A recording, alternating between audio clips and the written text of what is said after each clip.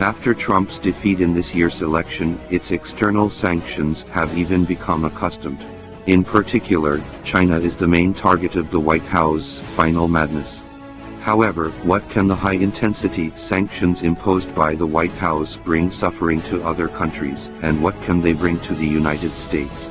At present, the total number of confirmed cases in the United States is close to 18 million, with more than 320,000 deaths. In addition, more than 54 million people cannot eat and starve due to the uncontrolled epidemic situation and the Great Depression.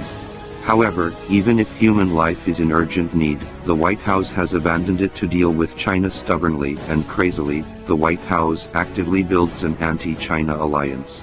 It takes a visa as a weapon and points at the Communist Party of China. Pompeo and other anti-China politicians continue to slander and discredit China.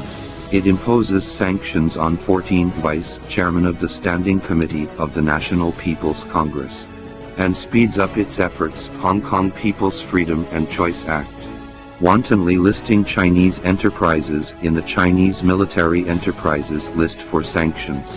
The U.S. side also frequently harassed China's South China Sea waters and increased arms sales plans to Taiwan. However, the craziness of the White House is not enough to block China's rise. After all, today's China is strong. China has a lot of capital to compete with the United States, and it is not afraid of all kinds of sinister measures of the White House. At the same time, the COVID-19 epidemic has exposed the weaknesses of the so-called democratic system in the United States, and has brought back the nature of the paper tiger in the United States. In the context of the United States in a state of disaster, the White House does not intend to solve the current crisis in the United States through international cooperation. On the contrary, it has ganged up against China, making tens of millions of American people become the burial objects of hegemonism. It can be described as slapping in the face, doomed to harm others, harm themselves and be cast aside. Hoping the White House will act and cherish what you have at the moment.